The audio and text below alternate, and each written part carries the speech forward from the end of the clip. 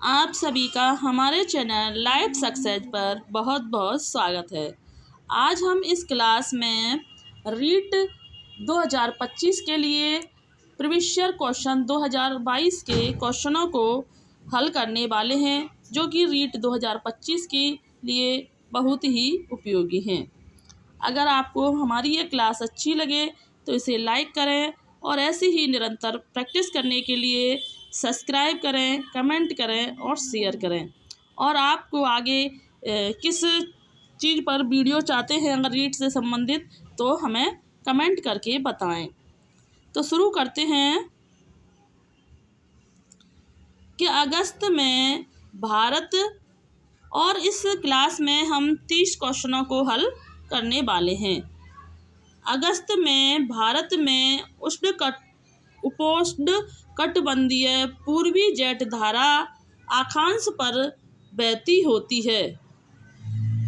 Number 8 degree उत्तर, 15 degree उत्तर, 27 degree उत्तर, 37 degree उत्तर। तो अगस्त में भारत में उपोष्ण कटिबंधीय पूर्वी जेट धारा जो बहती है वो 15 डिग्री उत्तर में बहती होती है। अगला प्रश्न देखते हैं कि राजस्थान के भौतिक प्रदेशों का उत्तर से दक्षिण में अवस्थित का सही क्रम है। तो राजस्थान के भौतिक प्रदेशों का उत्तर से दक्षिण दिशा में अवस्थित सही क्रम है। नंबर 1 विंध्य श्रेणी, लूनी घाटी, शेखावटी प्रदेश, माही का मैदान। नंबर 2 है लूनी घाटी, विंध्य श्रेणी, शेखावटी प्रदेश, माही का मैदान। नंबर 3 है शेखावटी प्रदेश, विंध्य श्रेणी, लूनी घाटी, माही का मैदान। नंबर 4 है घग्गर का मैदान, भौराट का पठार, शेखावटी प्रदेश, लूनी घाटी हैं। तो राजस्थान के जो भौतिक प्रदेशों का उत्तर से दक्षिण दिशा में अवस्थित का जो सही क्रम है वह है शेखावटी प्रदेश, विंध्य श्रेणी, लूनी घाटी, माही का मैदान माना जाता है। अगला प्रश्न देखते हैं कि निम्नलिखित में से कौन अरब सागरीय अपवाह तंत्र का एक उदाहरण है। निम्नलिखित में से कौन अरब सागरीय अपवाह तंत्र का एक उदाहरण है। Number 1 Menal, Kothari, बेडच। Number 2 जोजुड़ी, बेडच, Menal. Number 3 Kothari, सोम, रूपारेल। नंबर 4 जोजुड़ी, बांदी, जवाई हैं। तो निम्नलिखित में से कौन अरब सागरीय अपवाह तंत्र का एक उदाहरण है। तो जोजुड़ी, बांदी, सवाई जो है वो अपवाह तंत्र का एक उदाहरण माना जाता है। अगला प्रश्न देखते हैं कि सुमेलित कीजिए अभयारण्यों के नाम और वह अभयारण्य किस वन्यजीव से संबंधित हैं, इनको सुमेलित करना है। नंबर 1 डेजर्ट पार्क जो है वो ग्रेट इंडियन बस्टर्ड से संबंधित माना जाता है, और सीता माता जो है वो उड़न गिलहरी से संबंधित मानी जाती है, और माउंट आबू जो है वो रीछ से संबंधित है, और टोडगढ़ रावली जो है वो तेंदुआ से संबंधित माना जाता है। तो पहले का सी, दूसरे का पहला, तीसरे का डी और चौथे का बी, इस हिसाब से पहला सही माना जाता है। तो desert great Indian bustard, Todgarh Raoli तेंदुआ से संबंधित है, सीता माता उड़न गिलहरी से संबंधित है, माउंट आबू जो है रीछ से संबंधित माना जाता है। अगला प्रश्न देखते हैं, सुमेलित कीजिए। इसमें भी सुमेलित करना है। सीसा जो है एक का प्रयोग बैटरी अम्ल के लिए किया जाता है? किसका? सीसा का प्रयोग बैटरी अम्ल के लिए किया जाता है, जबकि तांबे का प्रयोग विद्युत तारों के लिए किया जाता है, और जिप्सम का प्रयोग उर्वरक के लिए किया जाता है, और वोलेस्टोनाइट का जो प्रयोग है वो सिमेरिक है। तो इसमें देखते हैं पहले का डी चौथे में है, इसलिए यह आंसर सही माना जाएगा। अगर इसमें से एक या दो भी मैच हो जाता है तब भी आप आसानी से इसका आंसर निकाल सकते हैं। तो इस तरह से यह चौथा आंसर सही माना जाता है। अगला प्रश्न देखते हैं कि उत्तर पश्चिमी रेलवे मंडल का मुख्यालय स्थित है। उत्तर पश्चिमी रेलवे मंडल का मुख्यालय स्थित है जयपुर में, अजमेर में, कोटा में या जोधपुर में। तो उत्तर रेलवे मंडल का जो मुख्यालय स्थित है तो वह माना जाता है जयपुर में उत्तर पश्चिमी रेलवे का मुख्यालय माना जाता है। अगला प्रश्न देखते हैं कि राणा सांगा की मृत्यु कब हुई थी? तो राणा सांगा से लगभग जब भी हुआ है कोई ना कोई एक प्रश्न जरूर पूछा गया है, इसलिए इसको अच्छे से पढ़ लें। राणा सांगा की मृत्यु कब हुई थी? 30 जनवरी 1528, 30 जुलाई 1527, 28 अगस्त 1529, 29 नवंबर 1530। तो राणा सांगा की जो मृत्यु हुई थी वो 30 जनवरी राणा सांगा की जो मृत्यु हुई थी वह 30 जनवरी 1528 को हुई थी। अगला प्रश्न देखते हैं कि बिश्नोई संप्रदाय के प्रवर्तक कौन थे? बिश्नोई संप्रदाय के जो प्रवर्तक कौन थे? नंबर 1 पीपा जी, नंबर 2 अचलनाथ जी, नंबर 4 जम्बो जी, नंबर 4 रामानंद जी। तो बिश्नोई संप्रदाय के जो प्रवर्तक थे वह जम्बोनाथ जी को बिश्नोई संप्रदाय का प्रवर्तक माना जाता है। अगला प्रश्न देखते हैं कि बिचौलिया किसान आंदोलन को व्यापक प्रचार देने वाले समाचार पत्र प्रताप के संपादक कौन थे? बिचौलिया किसान आंदोलन को व्यापक प्रचार देने वाले समाचार पत्र प्रताप के जो संपादक कौन थे? Number 1 Ganesh Shankar Vidyarthi, number 2 Rama Kishan Verma, number 3 Manikyalal Verma, number 4 Ramlala Ojha. तो बिचौलिया किसान आंदोलन को व्यापक प्रचार देने वाले जो माने जाते हैं वो गणेश शंकर विद्यार्थी को बिचौलिया किसान आंदोलन को व्यापक प्रचार देने वाला समाचार पत्र प्रताप के संपादक थे।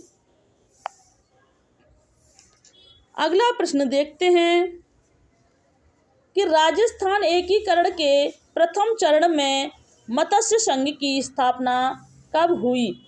राजस्थान एकीकरण के प्रथम चरण में मत्स्य संघ की स्थापना कब हुई थी?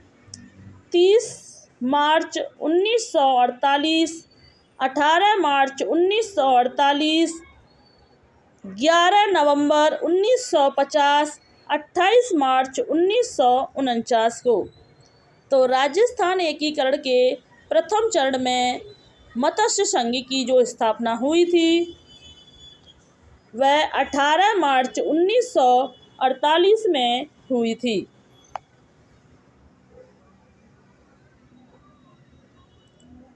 अगला प्रश्न देखते हैं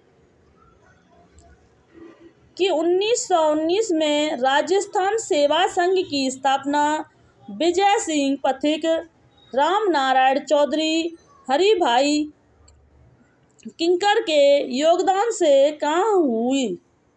number 1 Bhinmal, number 2 Raipur, number 3 Alwar, number 4 Wardha. तो 1919 में राजस्थान सेवा संघ की जो स्थापना विजय सिंह पथिक, राम नारायण चौधरी और हरि भाई किंकर के योगदान से यह वर्धा में हुई थी। अगला प्रश्न देखते हैं कि पिछोला झील का निर्माण किस शासक के शासनकाल में हुआ था। पिछोला झील का निर्माण किस शासक के काल में हुआ था। नंबर 1 बप्पा रावल, नंबर 2 महाराणा लाखा, नंबर 3 राणा सांगा, नंबर 4 राव चूड़ा। तो जो पिछोला झील का जो निर्माण किया गया था वह महाराणा लाखा शासक के काल में किया गया था। अगला प्रश्न देखते हैं कि सवाई जयसिंह के द्वारा लिखित जय सिंह कारिका किस विषय से संबंधित है। नंबर 1 ज्योतिष, नंबर 2 अर्थशास्त्र, नंबर 3 राजनीति, नंबर 4 सैन्य प्रशासन। तो सवाई जयसिंह के द्वारा लिखित जय सिंह कारिका जो है वो ज्योतिष विषय से संबंधित मानी जाती है। अगला प्रश्न देखते हैं कि पिछवई चित्र किस चित्रकला शैली से संबंधित है। पिछवई चित्र किस चित्रकला शैली से संबंधित है। किशनगढ़ चित्रकला शैली, बीकानेर चित्रकला शैली, अलवर चित्रकला शैली या नाथद्वार चित्रकला शैली। तो पिछवई चित्र किस चित्रकला शैली से संबंधित माना जाता है। तो पिछवई जो है वो नाथद्वार चित्रकला शैली से संबंधित माना जाता है। अगला प्रश्न देखते हैं कि रागड़ी और निमाड़ी किस राजस्थानी बोली की उपबोलियां हैं। रागड़ी और निमाड़ी किस राजस्थानी बोली की उपबोलियां हैं। Number 1 Malvi, number 2 Bagri, number 3 Hadoti, number 4 Shekhawati. तो रागड़ी और निमाड़ी किस राजस्थानी बोली की उपबोलियां हैं। तो यह रागड़ी और निमाड़ी जो हैं मालवी राजस्थानी की उपबोलियां हैं।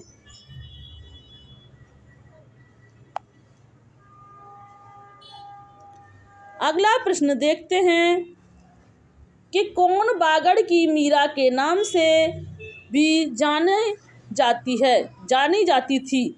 मतलब कौन बागड़ की मीरा के नाम से जानी जाती थी। मीराबाई, गबरीबाई, कोयलबाई या कालीबाई। तो बागड़ की जो मीरा के नाम से जानी जाती थी वो गबरीबाई को बागड़ की मीरा के नाम से जाना जाता था। अगला प्रश्न देखते हैं कि निम्न में से कौन सा सामाजिक विज्ञान का लक्ष्य नहीं है। निम्न में से कौन सा सामाजिक विज्ञान का लक्ष्य नहीं है। नंबर 1 बौद्धिक व मानसिक विकास, नंबर 2 अवकाश के समय का सदुपयोग करना, नंबर 3 सामाजिक परिवर्तन लाने में सहायक बनना, नंबर 4 शिक्षण शिष्टाचार। तो निम्न में से कौन सा सामाजिक विज्ञान का लक्ष्य नहीं है। तो शिक्षण का शिष्टाचार जो है वो सामाजिक विज्ञान का लक्ष्य नहीं है, जबकि बौद्धिक एवं मानसिक विकास, अवकाश के समय का सदुपयोग करना और सामाजिक परिवर्तन लाने में सहायक बनना यह सामाजिक विज्ञान के लक्ष्य माने जाते हैं। लेकिन शिक्षण शिष्टाचार सामाजिक विज्ञान का लक्ष्य नहीं माना जाता है। अगला प्रश्न देखते हैं कि सामाजिक विज्ञान में शिक्षण अधिगम सामग्री का महत्व है। सामाजिक विज्ञान में शिक्षण अधिगम सामग्री का महत्व है। समय और परिश्रम की बचत करना, विषय वस्तु की स्पष्टता। पहला और दूसरा दोनों गलत हैं, पहला और दूसरा दोनों सही हैं। तो सामाजिक विज्ञान में शिक्षण अधिगम सामग्री का जो महत्व है वह पहला और दूसरा दोनों सही माने गए हैं। अगला प्रश्न देखते हैं कि सामाजिक विज्ञान से तात्पर्य अध्ययन की उन शाखाओं से है जो मानव मात्र को उनके सामाजिक संबंधों के संदर्भ में समझने में सहायता करते हैं। यह परिभाषा किसने दी है?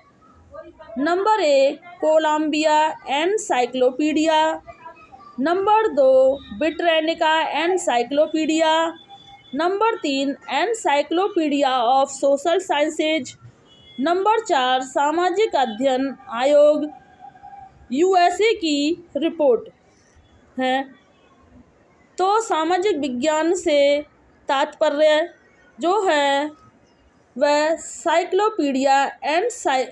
कोलंबिया एनसाइक्लोपीडिया से माना गया है।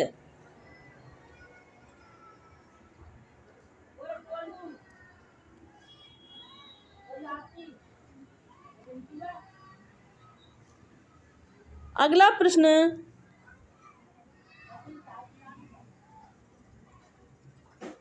प्रश्न देखते हैं कि सूचना तकनीकी का शिक्षा में सबसे पहले उपयोग किस देश के द्वारा किया गया था? सूचना तकनीकी का शिक्षा में सबसे पहले प्रयोग किस देश में किया गया था? Number 1 Britain, number 2 USA, number 3 France, number 4 Germany. तो सूचना तकनीकी का शिक्षा में सबसे पहले जो प्रयोग किया गया था वह ब्रिटेन में किया गया था। अगला प्रश्न देखते हैं कि एक अच्छे मूल्यांकन के लिए कौन सा मापदंड सही नहीं है? एक अच्छे मूल्यांकन के लिए कौन सा मापदंड सही नहीं है? नंबर 1 वैधता, नंबर 2 विश्वसनीयता, नंबर 3 वस्तुनिष्ठता, नंबर 4 व्यक्तिपरकता। तो एक अच्छे मूल्यांकन के लिए कौन सा मानदंड सही नहीं है? तो यह जो है व्यक्तिपरकता जो है वो सही मानदंड नहीं माना गया है। अगला प्रश्न देखते हैं कि सामाजिक विज्ञान शिक्षण के मूल्य हैं। सामाजिक विज्ञान शिक्षण के मूल्य हैं सामाजिक मूल्य, जनतांत्रिक मूल्य, कलात्मक और मनोरंजनात्मक मूल्य, उपरोक्त सभी। तो सामाजिक विज्ञान शिक्षण के जो मूल्य माने जाते हैं उपरोक्त सभी को सामाजिक शिक्षण का मूल्य माना जाता है। अगला प्रश्न देखते हैं कि संकलनात्मक मूल्यांकन के लिए निम्न के लिए अनुपयुक्त है। संकलनात्मक मूल्यांकन निम्न के लिए अनुपयुक्त है। नंबर 1 श्रेणी निश्चित करने में, नंबर 2 विद्यार्थी अधिगम का सार संक्षेप तैयार करने में, नंबर 3 सत्रांक मूल्यांक में, नंबर 4 है शिक्षण अधिगम प्रक्रिया की प्रगति पर निगरानी में। तो संकलनात्मक मूल्यांकन के लिए जो अनुपयुक्त है वह शिक्षण अधिगम प्रक्रिया की प्रगति पर निगरानी में है। अगला प्रश्न देखते हैं कि निम्न में से कौन सा विषय उच्च प्राथमिक स्तर पर सामाजिक विज्ञान में सम्मिलित नहीं है? तो नंबर 1 इतिहास, नंबर 2 नागरिक शास्त्र, नंबर 3 भूगोल, नंबर 4 मनोविज्ञान। तो उच्च प्राथमिक स्तर पर सामाजिक विज्ञान में जो सम्मिलित नहीं माना जाता वो मनोविज्ञान को नहीं माना जाता, इसकी जगह राजनीति विज्ञान को शामिल किया जाता है। अगला प्रश्न देखते हैं कि निम्न में से शिक्षण के अनुप्रयोग उद्देश्य का सही उदाहरण है नंबर 1 परिभाषा देना, नंबर 2 वर्गीकरण करना, नंबर 3 स्थापित करना, नंबर 4 प्रत्यास्मरण करना। तो निम्न में से शिक्षण के अनुप्रयोग का सही उदाहरण जो माना जाता है वो स्थापित करना माना जाता है। अगला प्रश्न देखते हैं कि निम्नलिखित में से कौन से सूचना तकनीकी के मुख्य घटक हैं। Number 1 software, number B hardware, number C उपयोगकर्ता, नंबर 4 उपयुक्त सभी। तो सूचना तकनीकी के जो मुख्य घटक माने जाते हैं वो उपयुक्त सभी को सूचना तकनीकी के घटक माने जाते हैं। अगला प्रश्न देखते हैं कि निम्नलिखित में से कौन सी स्थायी पवनें 30 दक्षिणी आकांक्षाओं में से 60 दक्षिणी आकांक्षाओं के मध्य प्रभावित होती हैं। नंबर 1 दक्षिणी पूर्वी व्यापारिक पवनें, नंबर 2 ध्रुवीय पूर्वी पवनें, नंबर 3 पछुआ पवनें, नंबर 4 उत्तरी पूर्वी व्यापारिक पवनें। तो 30 दक्षिणी अक्षांशों से 7 दक्षिणी अक्षांशों के मध्य जो बहती हैं वह पछुआ पवनें बहती हैं। अगला प्रश्न देखते हैं कि बिली-बिलीज चक्रवात कहाँ उत्पन्न होते हैं। तो बिलीज जो चक्रवात हैं वो पश्चिमी ऑस्ट्रेलिया में उत्पन्न होते हैं। अगला प्रश्न देखते हैं कि निम्नलिखित में से महासागरीय धारा में से कौन सी धारा दक्षिण अटलांटिक महासागर में स्थित है। नंबर 1 ब्राज़ीलियन धारा, नंबर 2 बेंगोला की धारा, नंबर 3 आयोसेबो की धारा, नंबर 4 गल्फ स्ट्रीम की धारा। तो निम्नलिखित में से कौन सी महासागरीय धारा दक्षिण अटलांटिक में स्थित है। तो यह जो है ब्राज़ील एवं बेंगोला की धारा जो हैं वो अटलांटिक महासागर में स्थित हैं। आज का अंतिम प्रश्न देखते हैं कि देहरादून कोटलीदून और पाटलीदून में स्थित हैं। तो यह हिमाचल व शिवालिक के मध्य देहरादून, कोटलीदून एवं पाटलीदून स्थित हैं। तो आज की क्लास को हम यहीं समाप्त करते हैं। अगर आपको हमारी यह क्लास अच्छी लगी हो तो इसे लाइक, सब्सक्राइब, शेयर करें, कमेंट करें। धन्यवाद।